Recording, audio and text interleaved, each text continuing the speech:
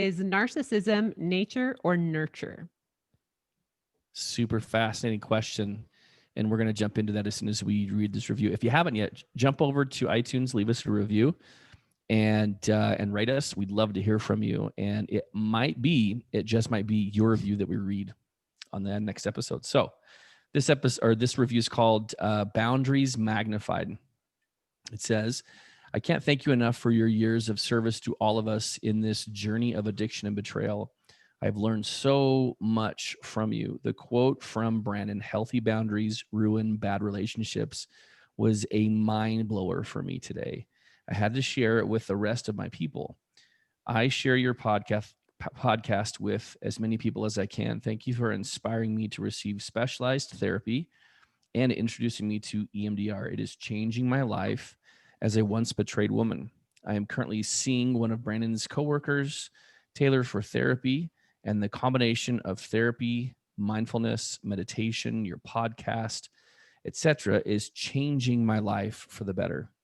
Thank you for helping me see past my husband's recovery and focus on my own. Thank you for helping me see that this is a lifelong journey to better myself versus a quote unquote fix and move on. I have learned how to be compassionate towards my addicted spouse and with myself as we navigate this at times a rocky road. I have hope and am seeing major changes in my life as a direct result of your wisdom and experience. Thank you, with a big heart. That's brilliant. Good luck. So glad that you shared that and glad that you're getting all the different modalities of help that are available. Well, and can I just point out something we talked about in group today? I love that she's listening and getting educated and feeling that hope and power to go and do the work. So as a reminder, this is not the work. This is part of the work, but there's more to it. And EMDR, ART, which is what we're doing now, is life-changing when we have those things we can't get past with just something like this. So good work. Yeah, I love when, she kind of illustrated how, she put it all in context. When I'm day in and day out meeting with people and it's like, hey, change. They're like, okay. And then they keep kind of doing what they're doing a little bit.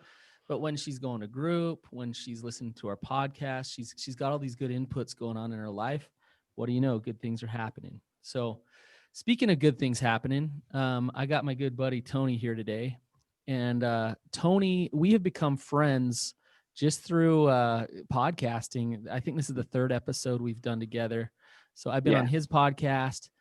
You've been on my other podcast, Therapy Brothers. And now here you are on the big podcast, the Betrayed, the Addicted Expert. You get to meet the celebrities, Coby and Ashlynn. I was giddy, right? I mean, you saw that at the beginning. Please. No, they told me I look 35 years old. I love these guys. You actually You really do. Tony. It's amazing. Legit. He's 50 for those watching. Go right. blow your mind. 5-0. Yeah. Very nice. All right. So a little bit about Tony, just so you know who we're talking to and why he's legit. So he's a marriage and family therapist. He's a certified mindful habit coach. He's the host of The Virtual Couch, an award-winning podcast. He's also an author. So he has a book called He's a Porn Addict, Now What? And it's an expert and former addict answer a bunch of questions. So it's him and another guy that answer a bunch of questions about recovery. I could go on and on. He runs a successful private practice. He started out as a computer programmer and then realized he wanted more fulfillment in his life and has become just an exceptional asset for the recovery community. And so he's an entrepreneur. He's a therapist. He's the man. So, anything you want to add, Tony? No, the introductions are so awkward, right? I mean, but yet in the same breath, I'm like, he didn't mention that my, but that's okay. We'll plug everything. We'll plug everything at the end. I do have a free parenting course at TonyOverbay.com. I have a free parenting course, and I really do enjoy that. That one's free, and I have an online recovery program. Tony, what don't you have? I do not have hair, which I think is why I don't look like I'm 50 years old. I think that's the key. Okay, good. That is super funny. That is super funny. Okay, so Tony, this is a really interesting story. And I'm really curious. You went from being in the tech world, traveling the globe, racking up all of your miles, flying everywhere, and you're like, okay, this isn't for me, so I'm going to be a therapist. But how did you get into this arena specifically with narcissism? Oh, okay. That's really interesting. That's pretty, it's not super niche, but it's like to specialize in that, to be an expert in that is like pretty remarkable, I think. Yeah.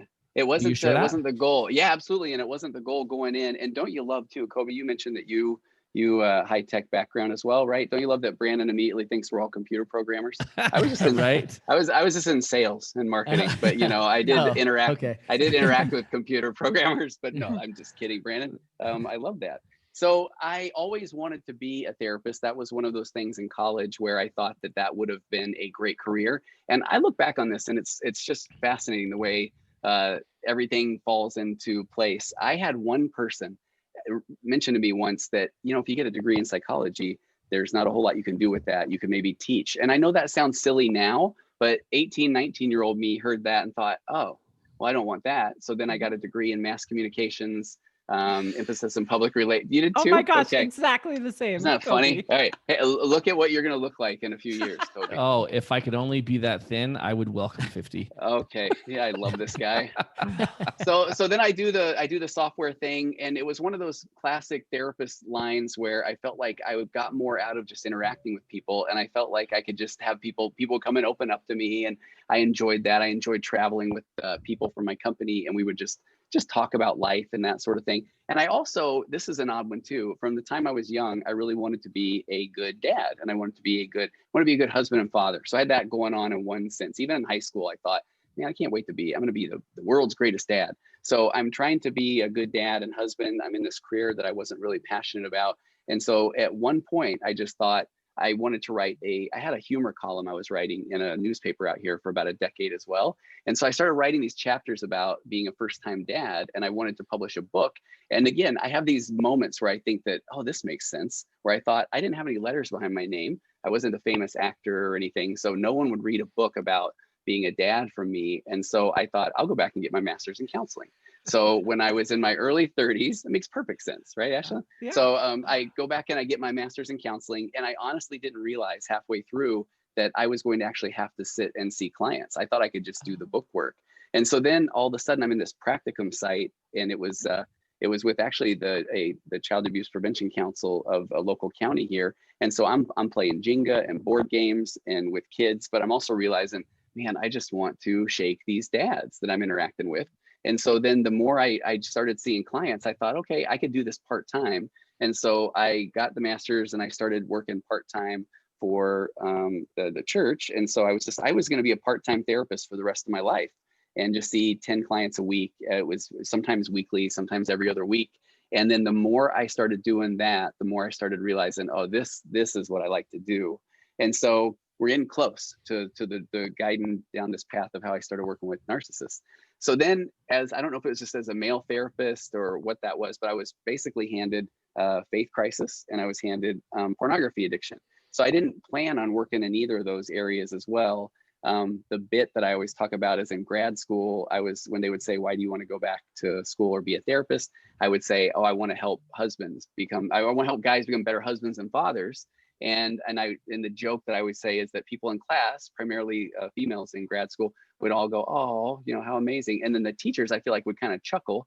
And I didn't realize at the time it was because guys didn't come to therapy. So, so then when I get into practice, or when I'm now working as an intern, then I'm being sent these guys that didn't necessarily want to be there. And they were coming in there for basically faith crisis and pornography addiction. So I'm working with the pornography addiction piece, and I can do the behavioral stuff and, here's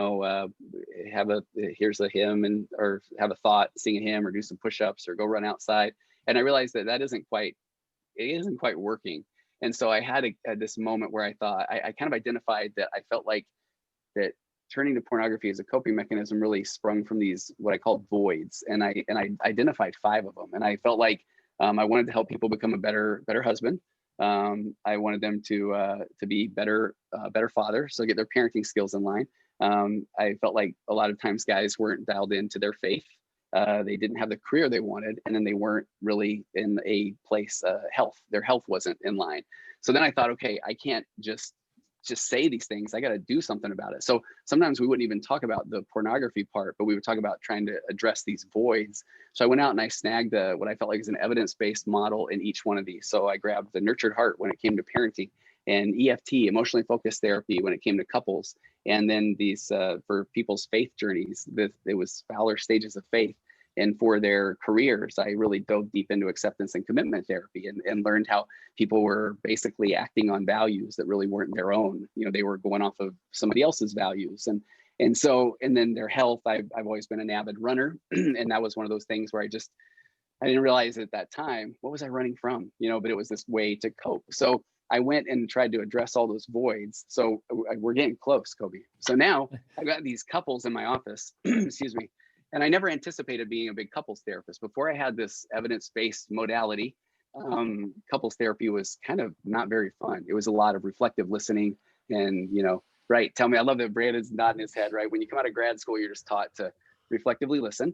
Is that what you heard? Is that what you heard? And then you kind of step back and go, well, I hope this works, and so then, so I'd get 1 or 2 a week. And I thought, man, this is exhausting. But once I had that EFT model, this framework, which was all based on attachment theory, and we want to be heard, and we want somebody to love us and care about us and know that we can go to them with our hopes and dreams, and that they're going to know what to do with that.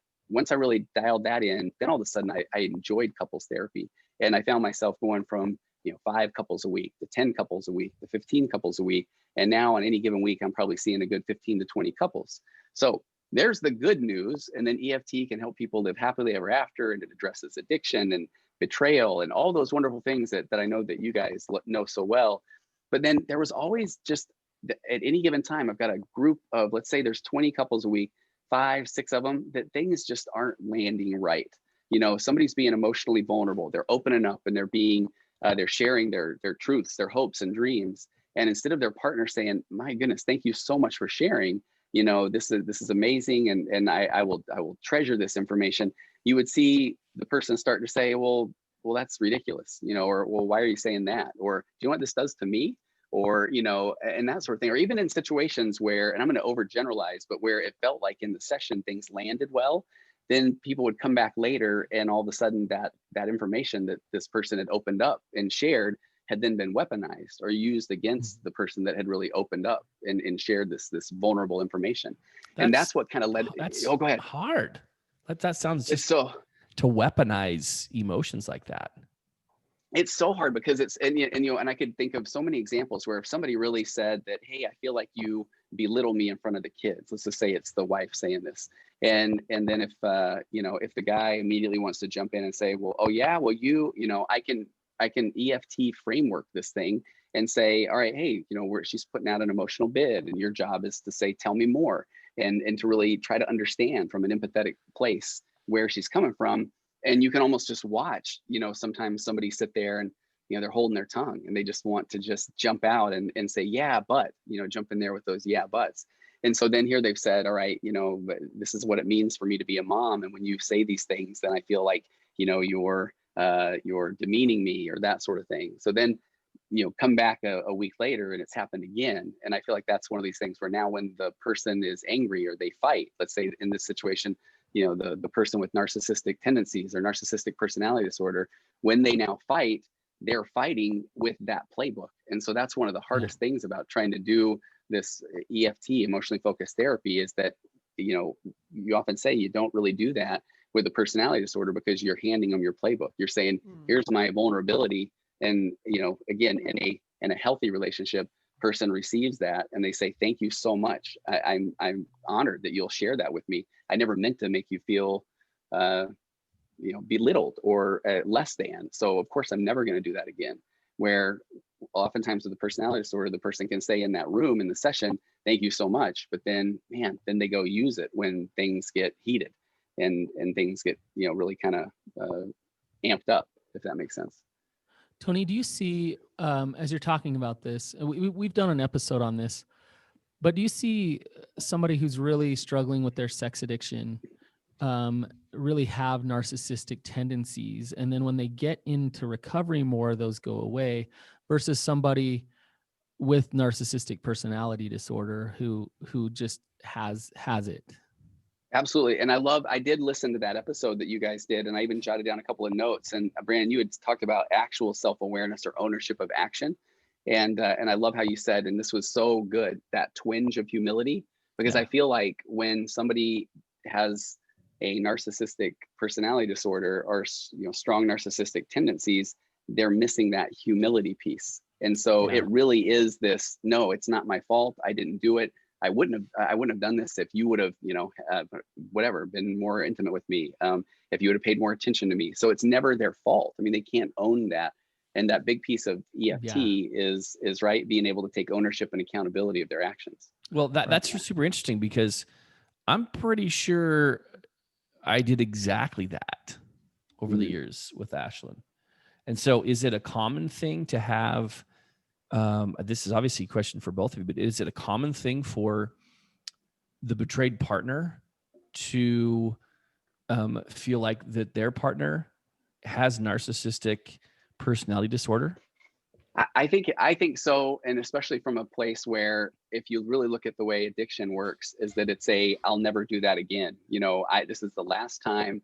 And so I feel like oftentimes they have such a pattern of, I'm going to double down on this lie, and I'm going to go to my grave with it, because this is the last time. And if I can put this one behind me from this day forward, then we will never have to talk about this again. I will be good. I will be present. I'll be the world's greatest dad, you know? And so that one feels like narcissism, when in reality, I feel like that one can be a big component of just, I'm afraid and I'm not about to be honest, because if I'm honest, I don't know what that's going to look like. I might get yelled at. I might get, you know, my wife might leave me. I might get publicly shamed and humiliated, and who knows? I don't know. Brandon, do you agree? Yeah, I'm, you know, Coby, you're a good example of somebody who acted like a total narcissist. And think about why. The reason why is because you had so much shame. You were just so defensive that you were turning the tables, and you were gaslighting and manipulating Ashlynn and pushing her away in all those ways. But you had so much shame because you had so much trauma and addiction behind it. You've addressed the trauma and the addiction, and what do you know? You know what Tony was just talking about, this twinge of humility. You show up with a lot of humility now, and self-reflection. And there's no way in the world I would diagnose you with narcissistic personality disorder, as opposed to somebody who cannot get to that place of humility and self-reflection. Okay, so let me just clarify what you said, though, because what you guys are saying is the difference between the guy who's in denial, right, and who is really struggling to say, okay, this is my truth, and this is what I've done, and I accept that, and I own it. That guy versus the narcissist, you're saying the person who's not the narcissist will eventually have the humility to own what they've done, to take responsibility. Is that what is that where the fork in the road comes? I mean, I think that's a really good way to put it. And I'll give you an example. I'll try to make it, you know, a little bit generic, but let's say that I have someone that has opened up about, they've been caught, they've had an affair, and now they're going to be completely open and honest. And you've met with their spouse, and then their spouse says, yeah, I need you to be completely honest with me from this day forward. And then they get contacted by the affair partner, you know, and they reach out and they say, man, I know that I'm supposed to let her know, but I don't want to hurt her anymore. So what do you think? You know, and that one's one where I feel like narcissist is going to basically, they're not even, there's no twinge of humility there. They're saying, I'm sorry, but I'm not going to tell her, you know, this is ridiculous. I've already opened up about this. I've already, you know, I'm the buck stops here. And I feel like the person that is really owning this is saying, I don't want to hurt her, but I know this is what I'm supposed to do. And, you know, that one, as a therapist, it's like, okay, well, what do you feel like is the right thing? And they're going to land the plane on their own. They're going to say, and I've had this recently, they're going to say, man, I need to tell her, and it's going to be uncomfortable. And I'm going to have to sit with that. I'm going to have to sit with that primary emotion of shame or fear or that sort of thing. And then it's going to pass, but that is going to be where we're going to work from this day forward, not any more of the, I'm just not doing it, or that gaslighting. I think, Tony, as you tell your story about these couples doing EFT, I really appreciate it, because it's interesting what you're saying, because what you're saying is, look, we're bringing the best tools to the table for couples work, and no matter what, it's not working. And I think what that illustrates is that narcissism is it's a hard thing to pinpoint, and in a lot of ways, because a lot of people think of a narcissist as a pompous jerk who's always right and knows they're right. No. That could be a narcissist, but a narcissist is different than that. They're squirrely. A narcissist, Coby, might say, "Oh my gosh, I am so sorry that I hurt you," and this and that. But it's their intention and it's their agenda behind it that really determines whether it's narcissistic behavior or not. When we talk about humility, we're talking about the energy of being a humble, self-reflective person, not the show. And a narcissist will put on a show to look good, no matter what they have to do to look good. Is that right, Tony? Oh, so much. And I actually right before we came on, I got permission to tell a story from my wife, because I feel like this one, and maybe this is my own wanting to say, I promise I'm not a narcissist.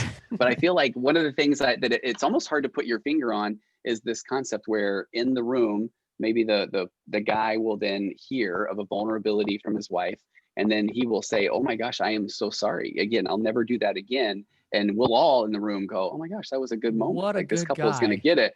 And I always say, until he does it again. And so the example I give is, and it seems so, but this is that thing where as you sit with 20 couples a week, 15 of them, the guy's never going to do it again. 5 of them, he keeps doing it again and again. And he's like, I know, my bad. I got upset, or, well, this time this person did this. And, it's always that kind of, not me, it was them. And so the story I got permission to tell is my wife used to, anytime she'd go to the dentist, she'd have a couple cavities. And I thought this was the funniest joke. I would say, especially applicable for when we're recording this, I said that her teeth were made of candy corn. Now that is a funny joke, right? And I would say it in front of people or whatever. It's and appropriate for this time of year. Right. But then at one point, and she said, we were talking, I think we were honestly talking about EFT principles when I was really starting to learn them. And she's like, "Hey, well, let me give you an example.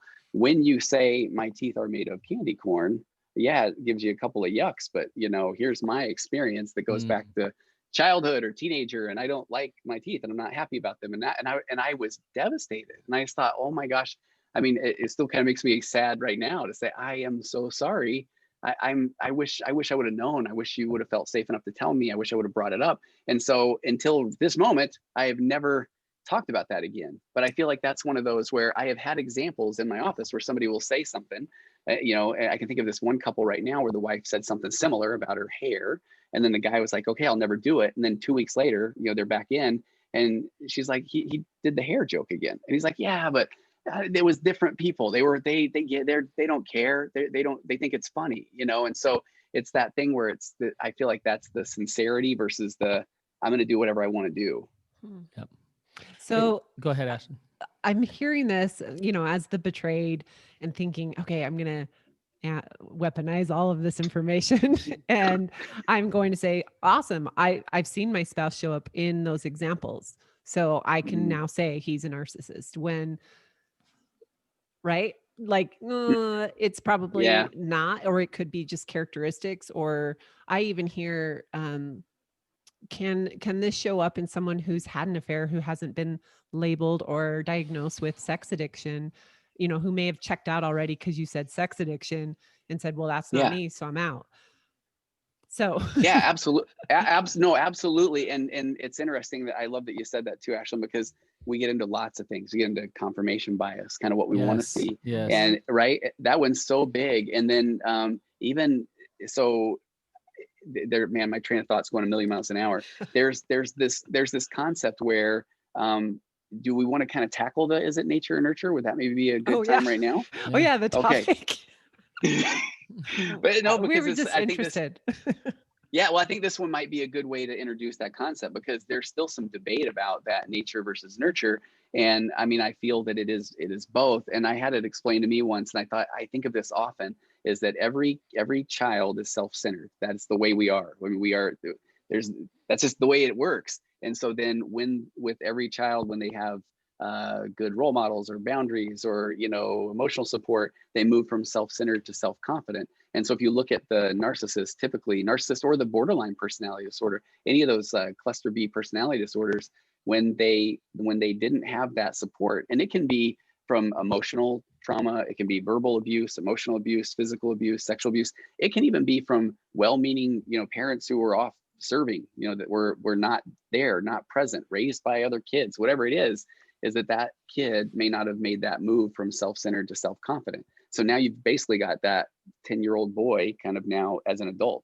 And I feel like, in one sense that can sound like a humorous bit, but when you're in a relationship with a narcissist, I know that is not very fun, but it's the same thing where somebody can get very angry and just gaslight and say mean things. And 5 minutes later, I always say it's hey, you want to go ride bikes? I mean, it's still kind of that same 10-year-old boy thing. It's like, we're good, right? You want to go out to dinner? And where then the spouse has maybe just been emotionally depleted from being gaslit or trying to make some point or connection, and it doesn't go very well. So I feel like that's one of those things that is, if you talk about that nature nurture, and that looking at it is this a 10-year-old boy who never takes ownership for anything they do, or is this someone that really has been, I don't know, triggered, hungry, angry, lonely, tired? Are they just acting impulsively? Do they typically take ownership over a lot of the things that they do, or is this just a moment where they're acting? I like to say to my wife often that, oh, here's a narcissistic dusting, or here are my narcissistic tendencies.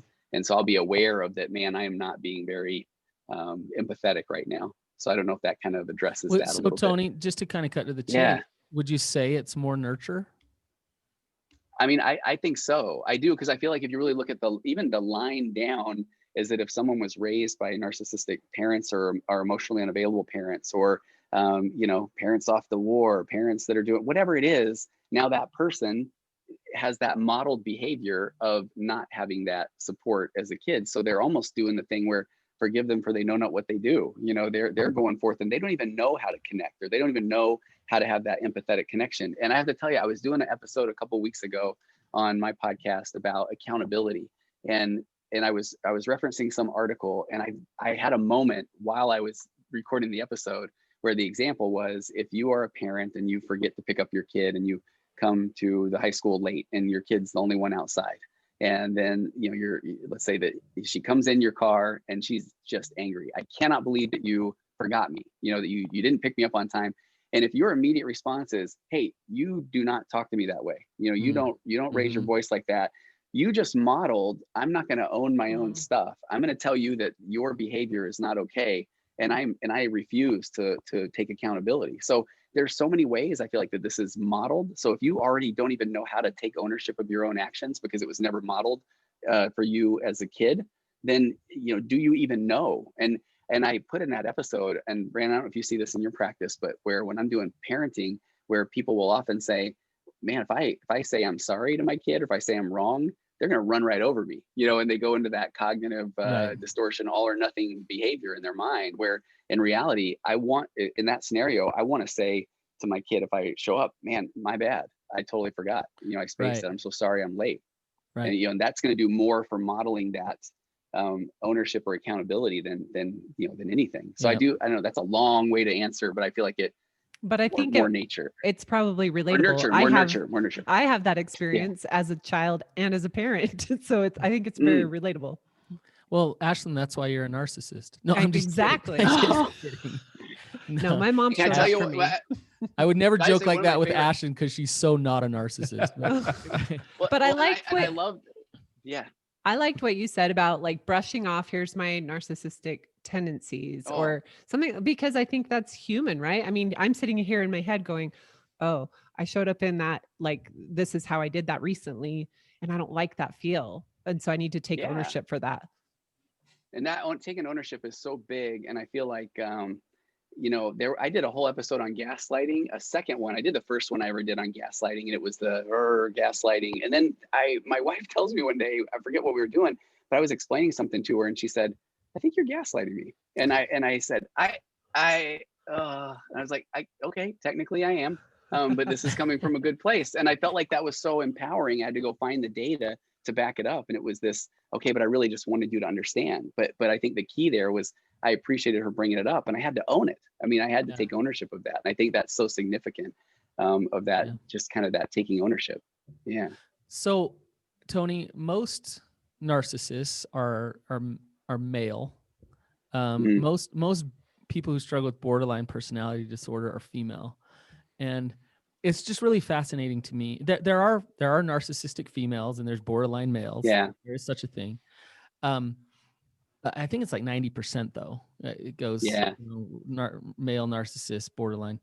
And they're very different. Borderline is different than narcissism. But in my experience, and I just want to throw this out there, the borderline personality disorders that I've worked with, or the narcissistic personality disorder, there's usually some pretty significant, whether it's big T trauma or little T trauma that we get to when I work with them. When I start to dig down there, and a lot of times they're guarded and don't want to go there, and they don't want to show any of that vulnerability, but they make a lot of sense. It's like, oh, that's why the borderline's there. Oh, that's why the narcissism. That's why the extreme lack of attachment or attachment issues in your life, because I can see it, I get it.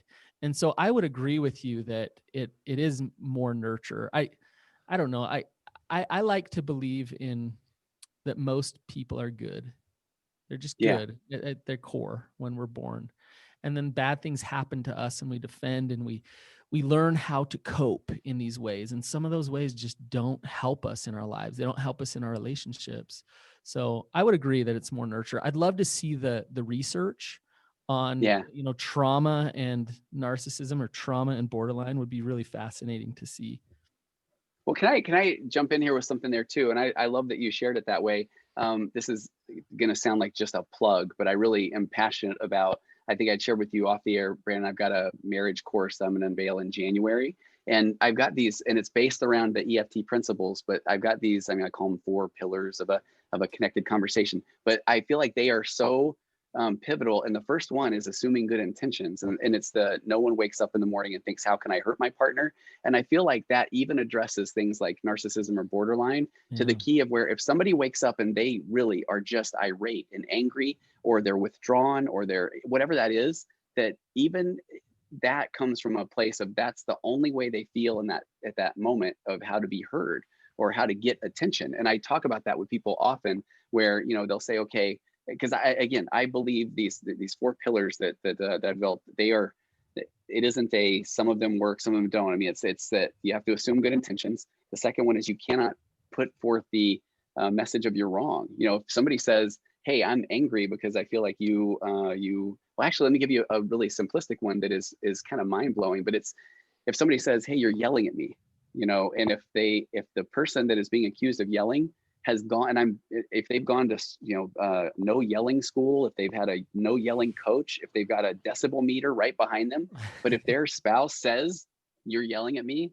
for them to say no, I'm not. It's not like the spouse is going to say, oh, okay, my bad, I thought you were. And so it's like assuming good intentions. If the person says you're yelling at me, I have to look at that like they did not wake up this morning and think, I know how I'll get my partner. I will tell them they're yelling at me. So it's like I can say, tell me more. What are you hearing? And then once they feel heard, then I come back around and give them the, man, I am so sorry that you're feeling, or that I'm yelling at you. That would be hard because I've got this no yelling coach and this decibel meter shows. But again, if that is your experience, I hear you. And the third one I talk about is you got to ask questions before you make your comments. I feel like too often people wanted to say, let me just tell you that you're wrong, and then I'm willing to hear you out. And it's like once we do that, you've already put that person on the defense. And now, now we're back in our bunkers and we're hurling insults, and whoever can get the best one, that sort of thing. So, so I really feel like, I love that, Brandon, that you're saying that. I feel the same way. I feel like people are inherently good. And if they're showing up, whether it's with their narcissistic personality disorder, or their borderline, and that is really difficult in a relationship, I'm not dismissing that, but it comes from their childhood wounds, trauma, not feeling heard, and having no real way to feel heard or feel a connection. So is this, it sounds like, thank you for that, both of you. And I just have a couple other questions on it. So it sounds like that traumas, weighty, big traumas in life are some of the primary catalysts to narcissistic behavioral, no, what did you call it? Narcissistic personality disorder and Oh, yeah, borderline personality disorder. Did I Yeah. understand that correctly? That oftentimes people Yeah. with those diagnoses have significant traumas. Yes. Yeah. Okay.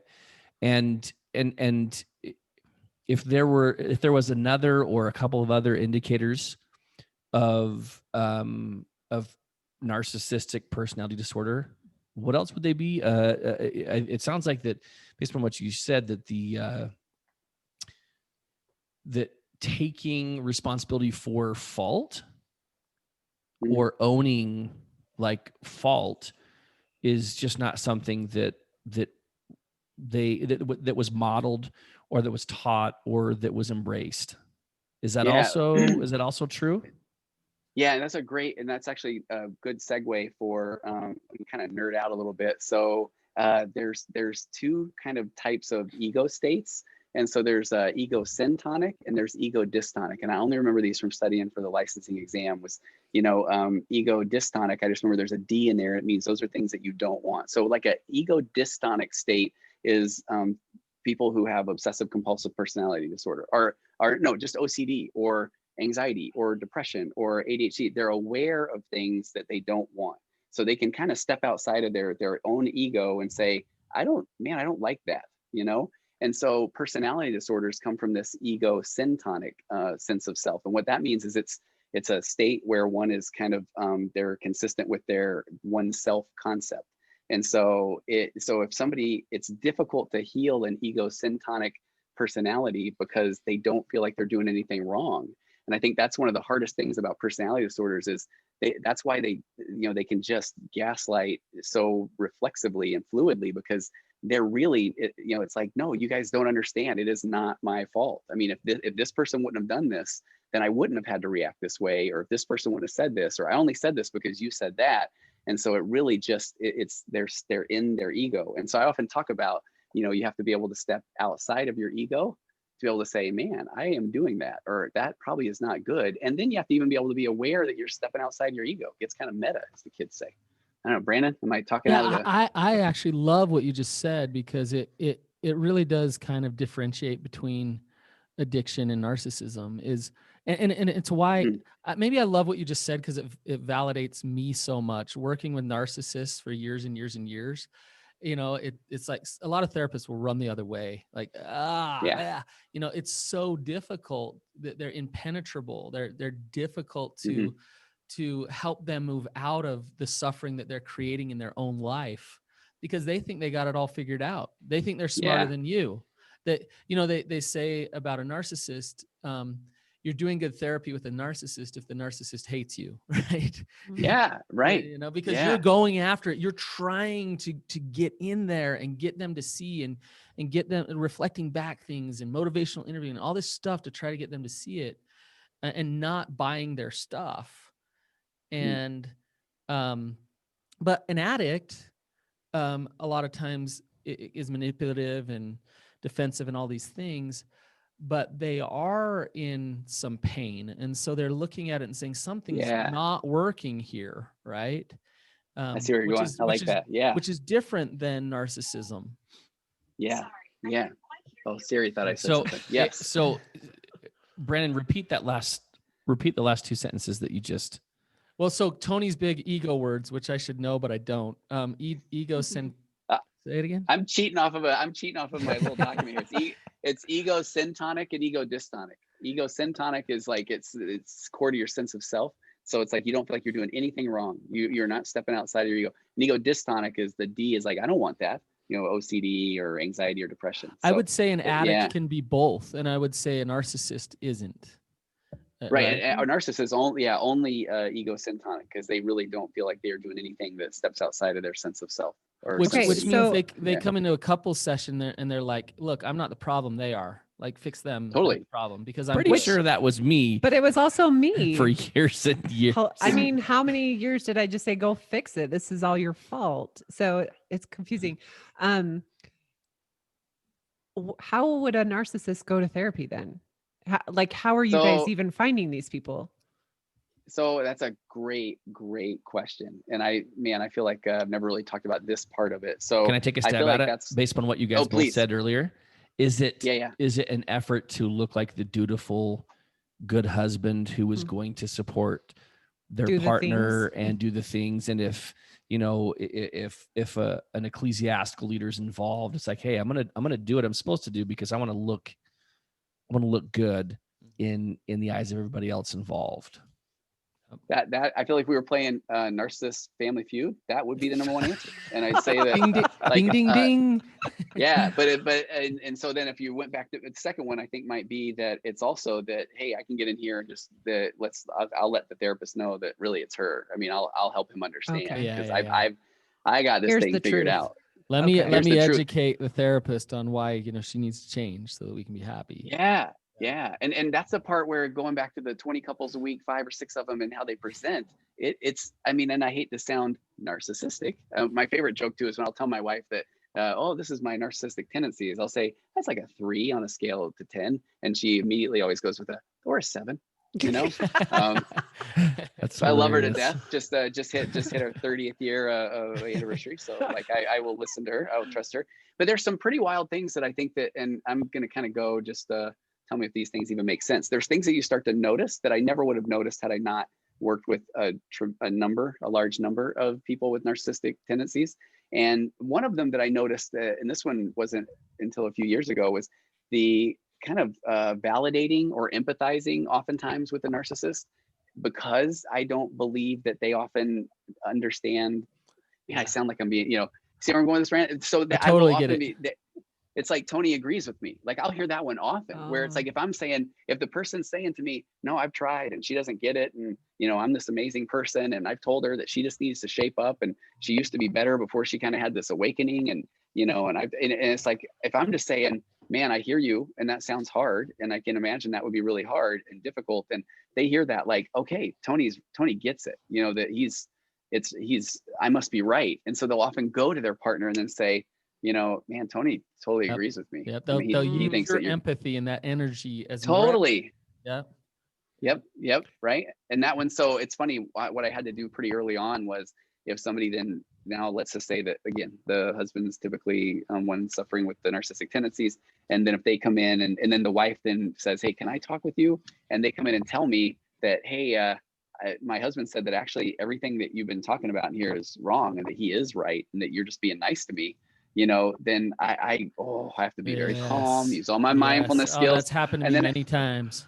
Right. And then I'll usually say, hey, well, here's what we'll do. I'm being absolutely authentic. So when we're all together again, then we'll bring it up, and I'll make sure that we clarify that. And in the future, I would love for any time that you feel like there's this discrepancy, just shoot a group text over to me, and you will be surprised how often that you don't get the group text. And I even jotted some of these things down. Some of the stuff that is wild that I didn't see until I had worked with it a handful of times is that, they call it, it's almost like joining, or so examples where somebody says, I was talking with all my friends, and man, they were telling me that they think that you shouldn't have handled that way either. Or, right. Do you know this from Brandon? Or I was talking with my doctor, and I was laying out the symptoms to my doctor, and she thought that you should probably get on some anti-anxiety medications as well. And the person's sitting in the office going, wait, you talk to your friends about this, or me, or, right. And it's like, no. And that's where the same concept, where I'll say, if I can, I love to say, hey, let's get them all on the phone right now. Let's hash this out. I mean, and then usually the guy's like, no. I mean, I don't want to do that. Like, I don't want to bother them. And I feel like that's that, kind of they're building the case that they're right. Yeah. Building the case. Yeah. Interesting. Okay. So if I'm listening to this and feeling a lot of hopelessness, now what? And Brandon goes for a drink right then. I thought you were going to answer that one, right? I got answers. Okay, well, I will tell you, and I feel like this is something that I've really worked hard on, is Ashlynn, you're so right, where I feel like people will Google this, and it will often just say, run away. And I know Brandon's had the same experience, where as a therapist, you want to meet the person where they're at. And so I typically get people coming in that they're saying, man, I especially when I do an episode on narcissism or gaslighting or complex post-traumatic stress disorder or these sort of things, where they'll hear this and they'll say, oh my gosh, I'm worried that my husband may be a narcissist. And so even then, usually the first response I get is, I want to make it work. Like, I want to just figure out, what do I have to do?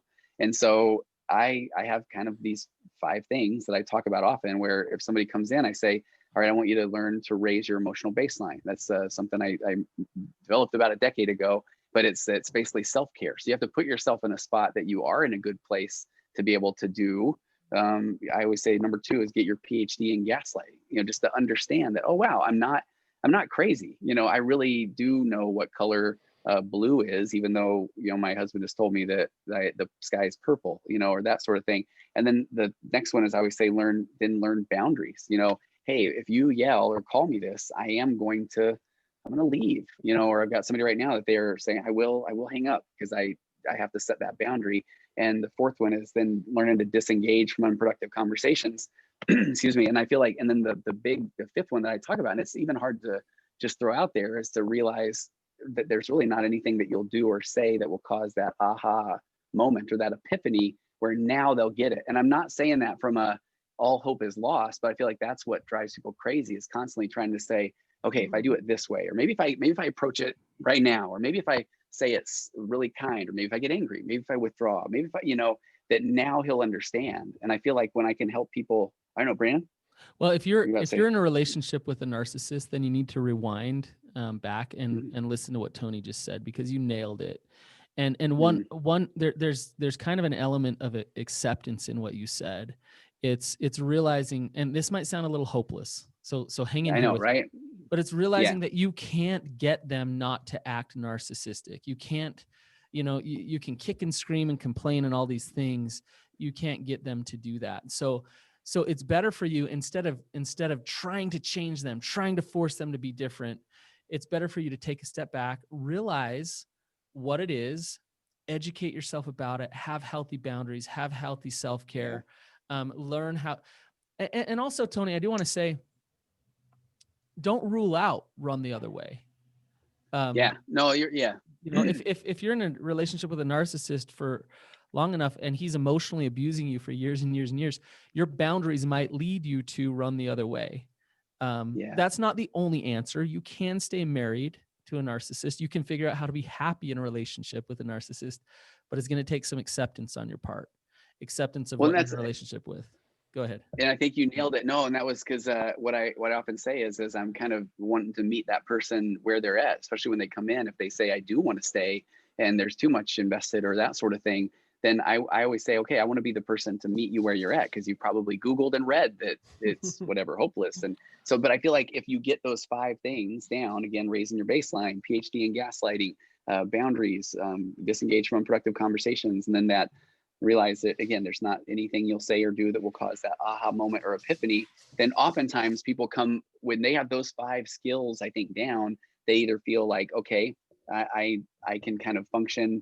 And there's a wonderful expert I've had on my podcast to talk about this named Christine Hammond, who says, in essence, you can train your narcissist. I know that sounds, I don't know, maybe it sounds a little funky to hear, or I feel like when people get those 5 things in order, oftentimes they think, okay, is this the relationship I want? Because now I realize I'm not my best self, and I'm not my best person to my kids or in my career or to my, and is that really what I signed up to do or to be? And so oftentimes when you work on those things that I kind of mentioned, it's what does that look like at the end of that journey? And it can take time too. Yeah. Awesome, Tony. I think we're kind of running low on time, aren't we? Yep. It's been awesome though. Yeah. I feel like we're scratching the surface. So, hey, can I do one more quote? That's one of my favorites though. Sure. Yes, please. So I have this in one of a podcast, and I couldn't remember exactly which one, but I was able to find the quote. It just talks about narcissists can be extremely good at sniffing out trusting, vulnerable people who tend to see the good in others. Thus, they can be very difficult for nice people to spot until the offender has wreaked tremendous and undeniable havoc. Relatedly, because people, and this is the part I think is so powerful, relatedly, because people tend to view others as subscribing to a generally accepted moral code, such as that lying or harming others is wrong. Even an otherwise savvy person can work hard to find a good reason why someone is acting off, rather than identifying problem personalities and behaviors for what they are. And then when we have feelings of anger or distrust or fear about what we, quote, know about a loved one, that will cause great distress, which we know in the business is cognitive dissonance. And as a result, most of us wind up resolving cognitive dissonance by reinterpreting facts that feel at odds with what we need and want to believe about someone. And the reason I love that one is because bless their hearts, but narcissists tend to find the nice people. There's a book called Human Magnet Syndrome that talks about pathological narcissism and pathological kindness and how they become magnets and they're hard to separate. And so I feel like oftentimes because I work with so many different people that are in relationships with or trying to get out of relationships with narcissists, and they are nice people. And so they're doing all they can to find the good reasons why somebody is acting off rather than going back to the tried and true. It's like, no, this is a problem personality. It's not me, and so it's just those nice people. And I have to tell you, this is one where, and it's so close that I have a online community group forum that I want anybody listening to this to reach out to me through my website. And it is for women who are in relationships with narcissistic men or that have been through there. And this is a passion project of mine. And I really want to help people have a safe place to talk, because narcissists isolate. I mean, they do, they sequester, they isolate. And so a lot of times people that are reaching out to me, honestly, I've got so many emails. I mean, I've got 70 something pages of a Google document, single spaced, of gaslighting examples that people have sent me. And I have people that will send me an email and then say, please don't respond, and so I do have a place where I can point people to that I think they can at least have a place to talk and communicate. So, and how do they find that, Tony? So go to tonyoverbay.com and send me an email through the contact@tonyoverbay.com. I'll be the only one that'll get that. And it really, if you're interested in kind of being put in touch with kind of a group that is for women that are in narcissistic trauma or have been through there or have questions about it. And I really feel like, it's a anonymous forum that I'm overseeing, this is a passion project of mine. Awesome. It really is. Awesome. Yeah. Tony, appreciate your work and your effort. You've shared some really great insights, and the conversation's been super intriguing. So appreciate you joining us. And I'm so glad to get to talk to you guys. I want to do this again.